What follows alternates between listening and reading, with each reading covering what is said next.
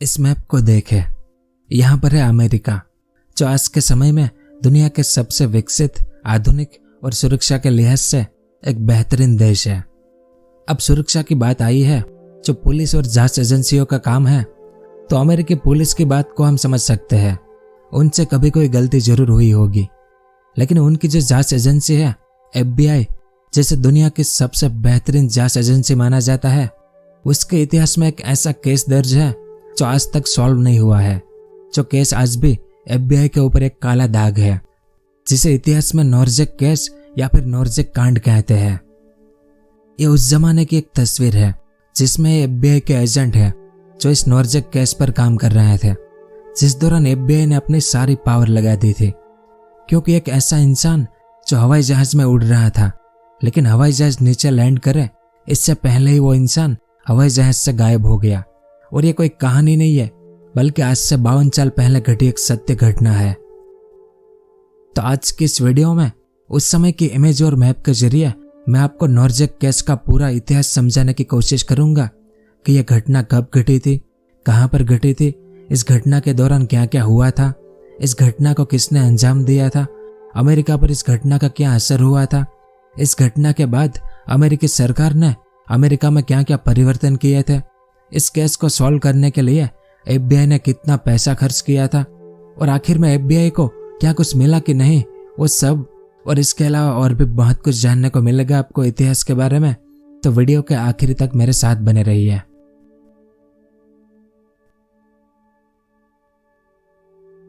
इस मैप को देखें। यह अमेरिका का मैप है, जिसमें यहाँ पर है पोर्टलैंड शहर।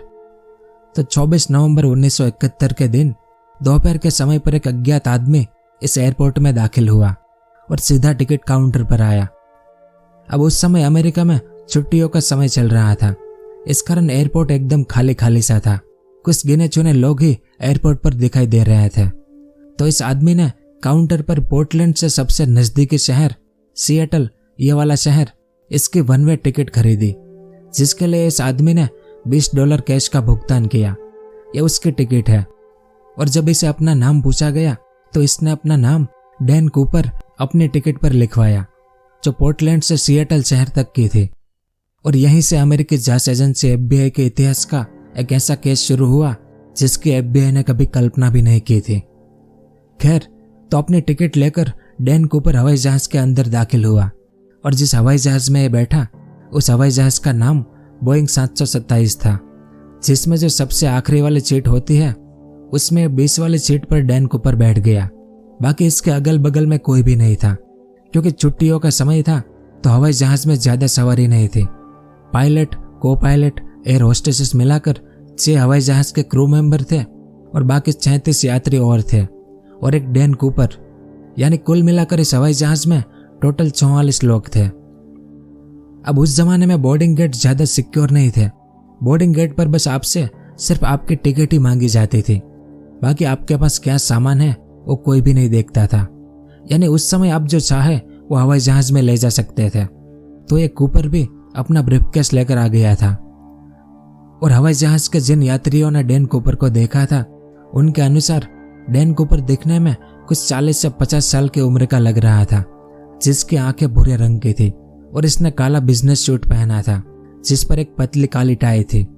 इसके अलावा इसने एक काला रेनकोट और भूरे रंग के जूते पहने हुए थे, और ये एक सफेद पुरुष यानी एक अमेरिकी गोरे आदमी जैसा लग रहा था, और आंखों पर इसने काले चश्मे पहने थे, जिसके पास एक ब्रीफकेस और एक भूरे रंग का पेपर बैग था, जिसे लेकर डैन कूपर हवाई जहाज के अंदर आया था। फिर यह हवाई जहाज दोपहर में 2:50 पर पोर्टलैंड एयरपोर्ट से रवाना हुआ, और कहां पर, सिएटल की तरफ। अब पोर्टलैंड से सिएटल की हवाई दूरी सिर्फ 30 मिनट की है, यानी डैन कूपर के पास ज्यादा समय नहीं था। इस कारण अपनी आखिरी सीट पर बैठने के बाद जब हवाई जहाज रवाना हुआ तो इसने तुरंत एक ड्रिंक ऑर्डर किया, और साथ में सिगरेट पीते हुए इसने जो फ्लाइट अटेंडेंट थी फ्लोरेंस शेफनर, ये उसकी इमेज है। तो कूपर ने इसे कागज का एक नोट दिया, लेकिन शेफनर को लगा कि इस नोट में इसका फोन नंबर होगा। इस कारण शेफनर ने नोट को देखे बिना ही नोट को अपनी जेब में डाल दिया। तो कूपर ने उसे फिर से पास बुलाया और उसके कान में धीमे से कहा कि मैडम, बेहतर होगा कि आप उस नोट को एक बार देखें, क्योंकि मेरे पास एक बम है।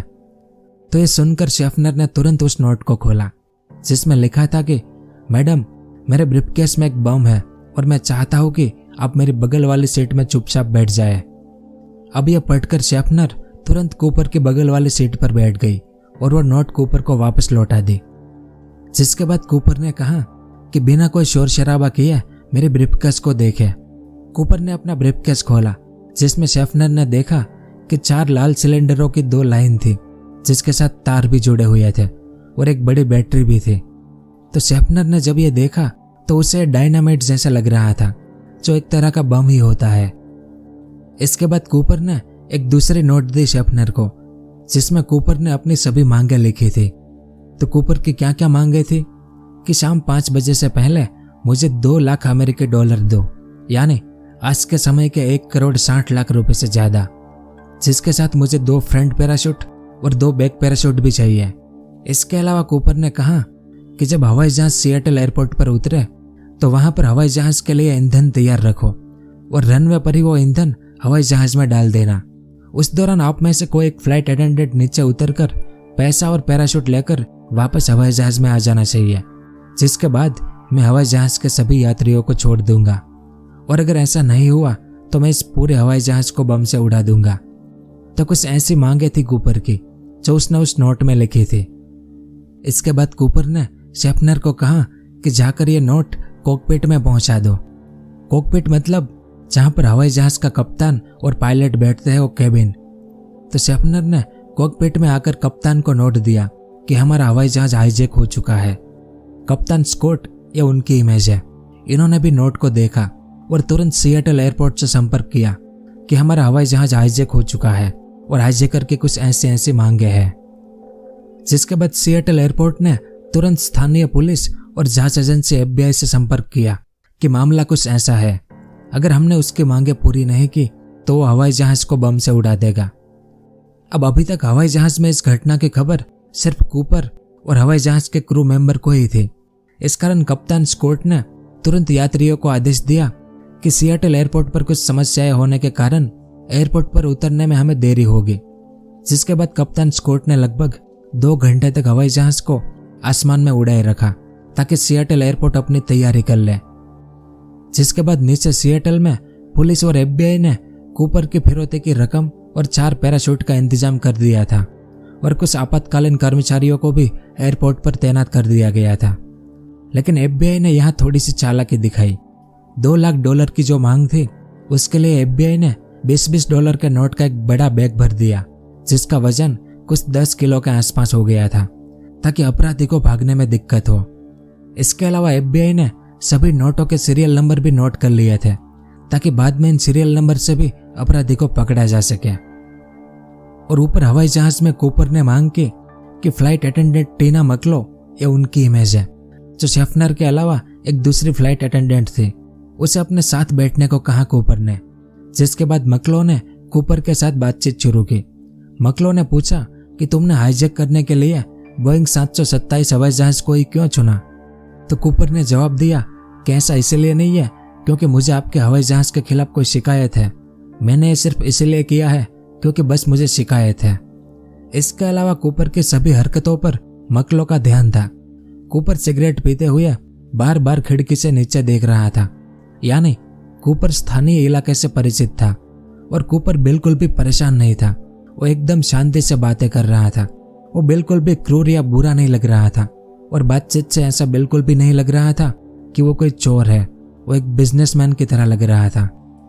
खैर, तो नीचे 5:24 पर पुलिस और FBI 4 पैराशूट और 2 लाख डॉलर का बैग लेकर सिएटल एयरपोर्ट पर तैनात हो गई। जिसके बाद कप्तान स्कॉट को खबर दी गई कि अब आप सिएटल एयरपोर्ट पर हवाई जहाज को लैंड करा सकते हैं।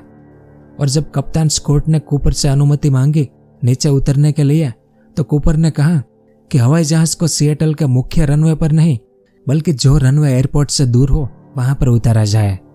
इस कारण कप्तान स्कॉट ने बोइंग 727 हवाई जहाज को एक दूर के सुनसान रनवे पर उतार दिया। जिसके बाद कूपर ने कहा कि नीचे सिर्फ टीना मकलो ही उतरेगी और वो भी हवाई जहाज की मोबाइल सीढ़ियों से। अब उस जमाने में इस तरह से हवाई जहाज के नीचे भी सीढ़ी आती थी, जिसे मोबाइल सीढ़ी कहते हैं। तो कूपर के निर्देश के अनुसार टीना मकलो इस सीढ़ी से बाहर निकले और नीचे एक आदमी से फिरौती की $2 लाख रकम और 4 पैराशूट लेकर वापस अंदर आई और इसने पैसे का बैग और पैराशूट को कूपर के पास में रख दिया। और जब कूपर ने $20 के नोट देखे तो वो बिल्कुल भी निराश नहीं लग रहा था। तो अब कूपर की मांग पूरी कर दी गई थी। इस कारण कूपर ने बाकी यात्रियों को नीचे उतरने की अनुमति दे दी। फिर सभी यात्रियों के सुरक्षित उतर जाने के बाद जब हवाई जहाज में सिर्फ कूपर और 6 क्रू मेंबर ही थे, जिसमें से भी 2 फ्लाइट अटेंडेंट हैंगकॉन्ग और शेफनर भी नीचे उतर गई, यानी अब सिर्फ 5 ही लोग थे अंदर। और इस दौरान एयरपोर्ट के एक अधिकारी ने कूपर से मिलने की कोशिश भी की, लेकिन कूपर ने यह कहते हुए मना कर दिया कि यहाँ पर इतना समय नहीं लगना चाहिए और अब चलो इस शो को आगे बढ़ाते हैं।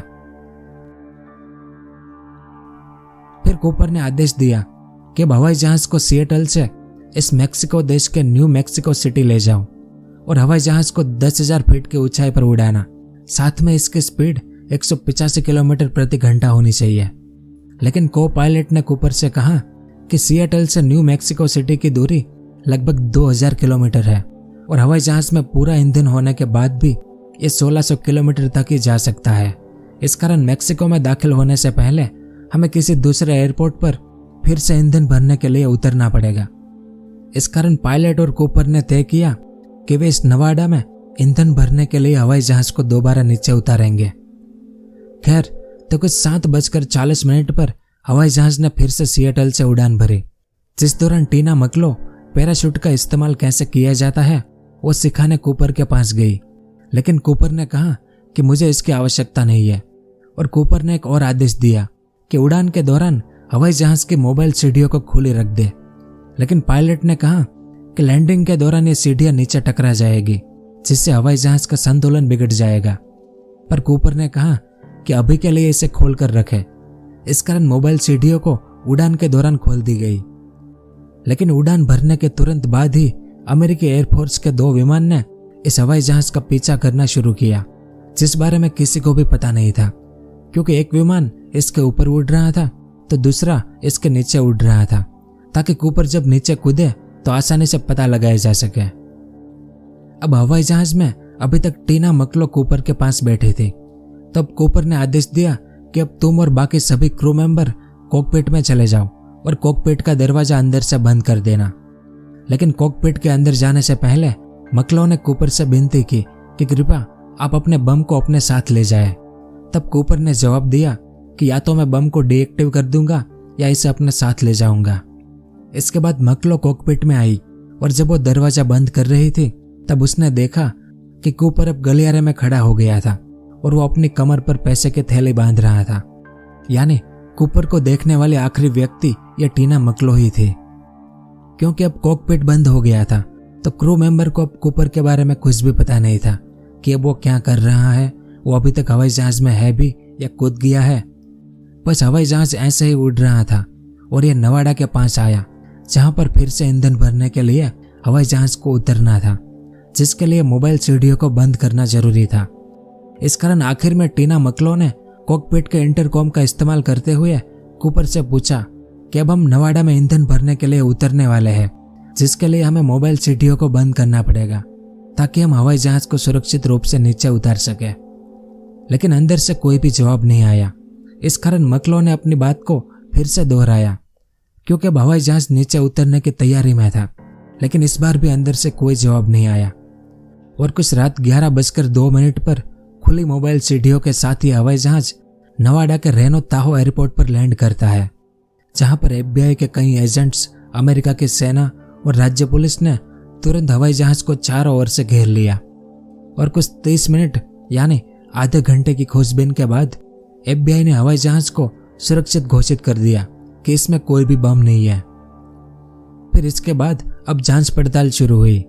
हवाई जहाज के अंदर से FBI के एजेंटों को कूपर की काली टाई और उस पर लगी एक टाई क्लिप तो मिली, इसके साथ 2 पैराशूट भी मिले और साथ में कूपर का एक बाल और कुछ सिगरेट के बट्स भी मिले।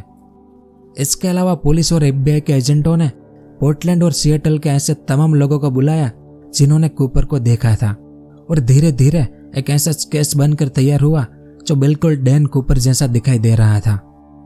फिर पुलिस और FBI ने तुरंत ऐसे लोगों को खोजना शुरू किया जिसका नाम कूपर हो, और पोर्टलैंड में एक ऐसा ही नाम वाला नागरिक भी मिला, लेकिन उनके सभी रिकॉर्ड क्लियर थे। इस कारण यह मामला यहीं पर समाप्त कर दिया गया। और जब यह घटना की खबर मीडिया में छपने लगी तो एक पत्रकार ने गलती से डैन कूपर का नाम DB कूपर लिख दिया, और फिर बाकी मीडिया ने भी इसी नाम को दोहराना शुरू कर दिया, जिसके बाद पूरे अमेरिका में DB कूपर नाम मशहूर हो गया। दूसरी ओर सिएटल से निकलने के बाद हवाई जहाज ने किस रास्ते से उड़ान भरी थी उसकी खोज शुरू की गई, लेकिन इसमें भी सभी लोगों के अनुमान अलग अलग थे, क्योंकि कहां पर कितनी ऊंचाई थी और तब हवाई जहाज की स्पीड कितनी थी उस बारे में कोई सटीक अनुमान नहीं था। और हवाई जहाज के पीछे जो 2 एयरफोर्स के प्लेन उड़ रहे थे उन्होंने भी कूपर को कूदते हुए नहीं देखा था, और ना ही उनकी रडार ने किसी पैराशूट को देखा था। पता चला तो सिर्फ इतना ही कि अनुमानित इस रास्ते से हवाई जहाज उड़ा था, जिस दौरान 20 में ही कूपर कहीं कूद गया था। अब कूपर कहां पर कैसे कूदा होगा इसका अनुमान लगाने के लिए FBI ने इसी रास्ते से हवाई जहाज को ठीक उसी समय पर फिर से उड़ाया, और मोबाइल CD से 91 किलो के बैग को नीचे गिराया गया, लेकिन इससे भी कुछ हाथ नहीं लगा। फिर एक पायलट ने बताया कि रात 8:13 पर हवाई जहाज के प्रेशर में बदलाव हुआ था, और 8:13 पर हवाई जहाज लगभग यहां पर पहुंचा था, यानी कूपर इस लाइट ग्रीन कलर का जो एरिया है वहां पर कूपर कूदा हो, ऐसा अनुमान लगाया गया। तो इसके बाद पुलिस, FBI और अमेरिकी सेना ने इस इलाके में खोजबीन शुरू की। अब ये इलाका जंगल, नदियों, पहाड़ियों से हरा भरा था, तो इन्होंने नीचे जमीन पर उतरकर पैदल भी सब कुछ छान मारा, और हेलीकॉप्टर के द्वारा भी इस बड़े जंगली इलाके की तलाशी ली गई। अब देखने में आपको एक छोटा सा इलाका लगता होगा, लेकिन यह बहुत बड़ा, लगभग 28 वर्ग किलोमीटर का इलाका था। इस कारण कई दिनों तक तलाश जारी रही, लेकिन इसके बावजूद भी ना तो कूपर मिला और ना ही ऐसी कोई चीज जो कूपर के साथ में थी। इस कारण खोजकर्ताओं को लगा कि शायद कूपर पानी में गिरा होगा और वो मर गया होगा, क्योंकि यहाँ पर 2 बड़ी बड़ी झीलें थी, एक तो है मेरविन झील और दूसरी है एल झील। तो खोजकर्ताओं ने इन दोनों झीलों में हर जगह गश्ती नौकाएं चलाई ताकि कूपर अगर मरा हो तो उसकी बॉडी मिल पाए, लेकिन कई दिनों की खोज के बाद भी कुछ भी हाथ नहीं लगा। यानी कूपर अभी भी जिंदा हो सकता है और वो कहीं पर छिपा हुआ भी हो सकता है। इस बात का एहसास हो गया था FBI को। अब 24 नवंबर को एक घटना घटी थी और नवंबर और दिसंबर बीत गए थे, लेकिन अभी तक कूपर नहीं मिल रहा था। इस कारण अगले साल यानी 1972 की शुरुआत में लगभग 200 सैनिक, FBI के एजेंट की कई टीमें, एयरफोर्स के कई सैनिक, दर्जनों पुलिस और वहां के लोकल लोगों ने मिलकर लगातार 18 दिनों तक एक गहरी जमीनी खोज की, लेकिन इसमें भी कुछ हाथ नहीं लगा। फिर मार्च और अप्रैल में भी और 18 दिनों तक खोज की गई और मेरविन झील की गहराई में यानी पानी के नीचे तक देखने के लिए एक सबमरीन का भी इस्तेमाल किया गया, लेकिन परिणाम वही, कुछ भी नहीं मिला। तो इतनी बड़ी खोज और बड़े बड़े अभियान के बाद भी FBI को एक भी सबूत नहीं मिला। अब कई महीने और सैकड़ों लोगों की खोज के बाद भी जब कुछ भी हाथ नहीं लगा तो FBI ने दूसरा निष्कर्ष निकाला कि अभी तक कूपर को जिस एरिया में खोज रहे थे शायद वो अनुमान हमारा गलत हो। असल में कूपर यहाँ पर कूदा ही ना हो, कूपर ने संभवतः वाशिंगटन के इस लास सेंटर शहर पर छलांग लगाई हो। तो इसके बाद यहाँ पर भी खोजबीन के अभियान चले और FBI को फिर से निराश होना पड़ा। अब यह FBI थी, इतनी जल्दी हार तो मानेगी नहीं, क्योंकि अपने इतिहास में शायद ही ऐसा कोई केस होगा जो FBI से सॉल्व ना हुआ हो, और इस केस को नॉर्जेक केस नाम दिया गया। नॉर्जेक यानी नॉर्थ वेस्ट हाईजैकिंग। इसके बाद FBI ने नोट पर लगे जो सीरियल नंबर थे उसे सभी ऐसे वित्तीय संस्थानों को दिया गया जो हर रोज बड़ी ताकत में पैसे के लेन देन करते थे, और अगर कोई आम जनता इसकी खबर दे तो उसे $25,000 का इनाम देने की घोषणा की गई। लेकिन 1972 का पूरा साल भी बीत गया और 1973 में कप्तान स्कॉट ने कहा कि घटना के दौरान हमारा हवाई जहाज अनुमानित रास्ते से पूर्व दिशा में था, और इसी बात को एयरफोर्स के विमान जो पीछे आ रहे थे उन्होंने भी ऐसा ही कहा कि वाशोगल नदी का जो ड्रेनेज एरिया है वहां पर कूपर कूदा होगा। जिसके बाद FBI ने भी यह कबूल किया और फिर अगले कुछ सालों तक वाशोगल घाटी और इसके आसपास के सभी इलाके की बार बार जांच की गई, लेकिन यहां पर भी कुछ भी हाथ नहीं लगा। इसके अलावा हवाई जहाज के लैंडिंग के बाद FBI के एजेंटों को सबूत के तौर पर 3 चीजें मिली थी, जिनमें एक काली टाई और एक क्लिप, दूसरा कूपर का एक बाल और तीसरा सिगरेट के कुछ 8 बट्स। और जिस ग्लास में कूपर ने ड्रिंक पिया था वो ग्लास बाकी यात्रियों के ग्लास के साथ मिल गया था, तो उसका कोई सबूत नहीं मिला था। अब जो टाई और क्लिप थी वो जिस स्टोर से खरीदी गई थी वो स्टोर 1968 में ही बंद हो गया था, यानी इस घटना के 3 साल पहले ही। और बाकी अगले 30 सालों तक फॉरेंसिक लैब में इस टाई पर खोजबीन की गई, जिसमें लैब और वैज्ञानिक भी कुछ भी हासिल नहीं कर पाए। फिर कूपर का जो बाल मिला था उस पर भी काफी काम हुआ और इस बाल को FBI ने साल 2002 तक अपने पास रखा, लेकिन आखिर में 2002 में जब कूपर के DNA प्रोफाइल बनाने की कोशिश की गई तब गलती से यह बाल कहीं खो गया था। इसके बाद सिगरेट के बट्स में से कूपर के फिंगरप्रिंट खोजने के लिए इसे फॉरेंसिक लैब में भेजा गया, लेकिन जांचकर्ता फिंगरप्रिंट खोजने में असमर्थ रहे। और आखिर में जब FBI ने सिगरेट बट्स से DNA निकालने की कोशिश की तो पता चला कि लैब के सारे सिगरेट बट्स को नष्ट कर दिया गया था, यानी अभी तक जितने भी सबूत मिले थे उनसे कूपर के बारे में रत्ती भर भी पता नहीं चल पाया। इस कारण 1980 आते आते FBI को लगा कि कूदने के दौरान शायद कूपर की कहीं मौत हो गई है, क्योंकि जिन जंगलों में उसने उतरने की कोशिश की थी वहां पर बड़े बड़े पेड़ और पहाड़ियां हैं, तो कूपर किसी चट्टान या पेड़ से टकराकर या फिर नीचे गिरकर मर गया हो। यानी कुल मिलाकर इस केस में कोई नतीजा निकलने की उम्मीद नहीं थी अब। लेकिन तभी एक बहुत बड़ा सबूत मिला जिसने इस केस को फिर से जिंदा कर दिया। 10 फरवरी 1980 के दिन एक 8 साल का लड़का ब्रायन इंग्राम, ये उसकी इमेज है, जो अपने परिवार के साथ कोलंबिया नदी के तट पर छुट्टियां मना रहा था। इस मैप में यह जगह यहाँ पर है, जो इस वैंकूवर शहर से 14 किलोमीटर दूर था, और ये कोलंबिया नदी है। तो उस दौरान कैंप फायर बनाने के लिए इस लड़के ने जब कोलंबिया नदी के किनारे की मिट्टी को खोदा तब उसे $20 की नोटों के 3 बंडल मिले, जो लगभग $5,800 थे। लेकिन लंबे समय तक मिट्टी में दबे होने के कारण नोटों की बॉर्डर खराब हो गई थी, पर फिर भी तीनों बंडल रबर बैंड में अभी भी बंधे हुए थे। जिसके बाद इस परिवार ने FBI को जानकारी दी और FBI ने कंफर्म किया कि तीनों बंडल के नोट उसी क्रम में है जिस क्रम में कूपर को दिए गए थे, यानी फिरौती की जो रकम कूपर को दी गई थी ये उसका ही एक हिस्सा था। तो इसके बाद फिर से नए अनुमान लगने शुरू हुए, लेकिन इस बार FBI के पास जवाब कम और सवाल ज्यादा थे, क्योंकि पहले मेरविन जेल के पास इस एरिया में कूपर की खोज की गई थी और बाद में वाशेगोल नदी यानी इस ला सेंटर के पास भी खोज हुई थी। यहाँ पर भी कुछ भी नहीं मिला था, यानी कूपर यहाँ कहीं नहीं कूदा था, वो किसी और ही जगह पर कूदा था। तो सबसे बड़ा सवाल यही था कि वो किस जगह पर कूदा होगा और ये नोटों के 3 बंडल यहाँ पर कैसे आए। तो इस पर अलग अलग भूवैज्ञानिक, खोजकर्ता और FBI ने अलग अलग कल्पनाएं करनी शुरू कर दी। किसी ने कहा कि यह बंडल ऐसे आए हैं, किसी ने कहा कि ऐसे नहीं वैसे आए हैं, तो किसी ने कहा कि यह तैरकर आया है।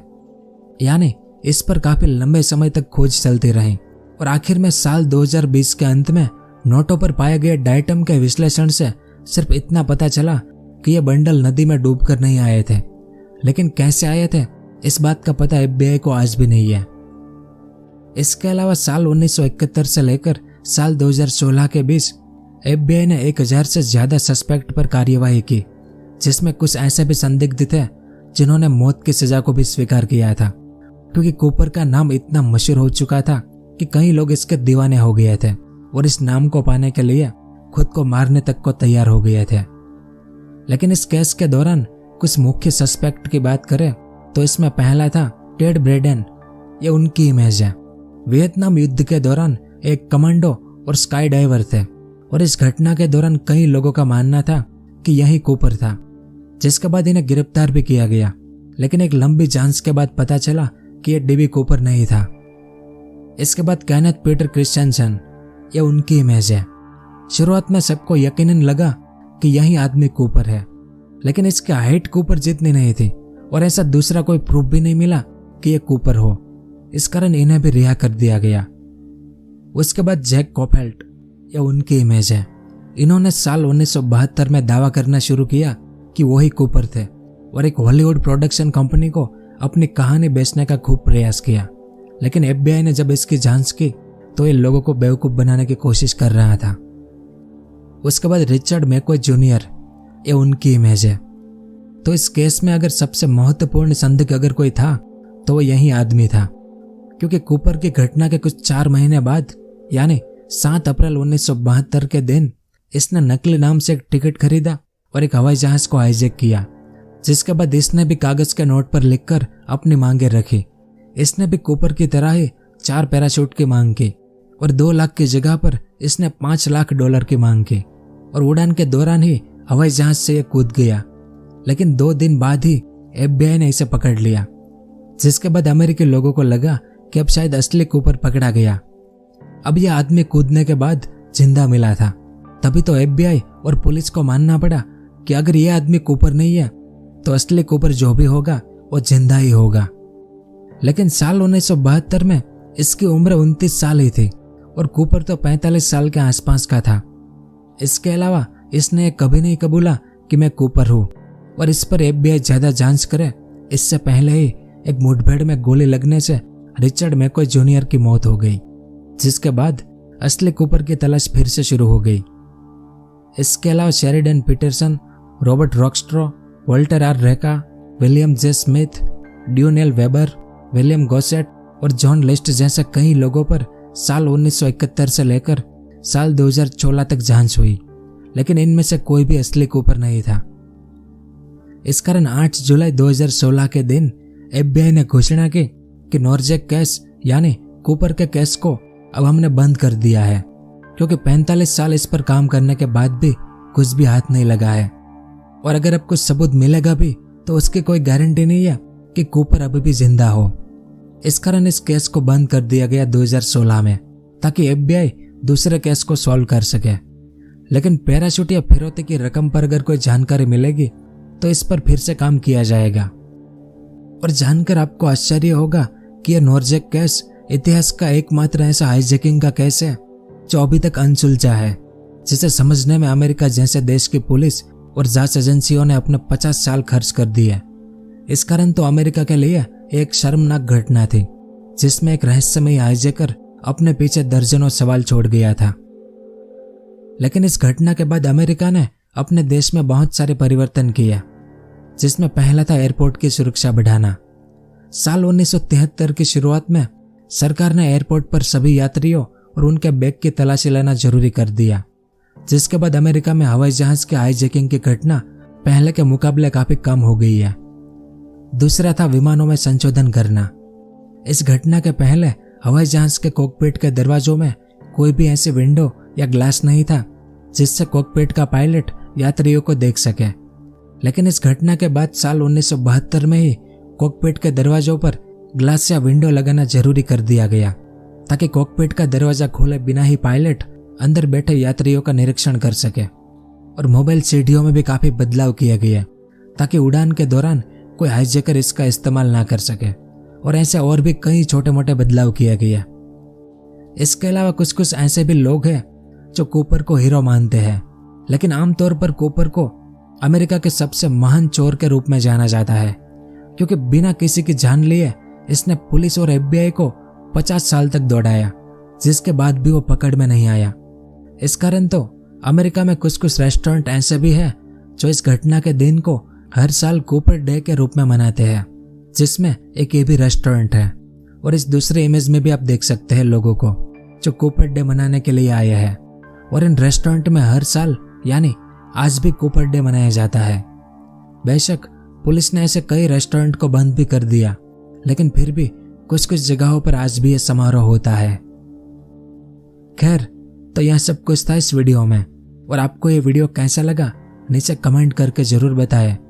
अगर आपको ये वीडियो पसंद आया हो तो इसे लाइक और शेयर जरूर करें।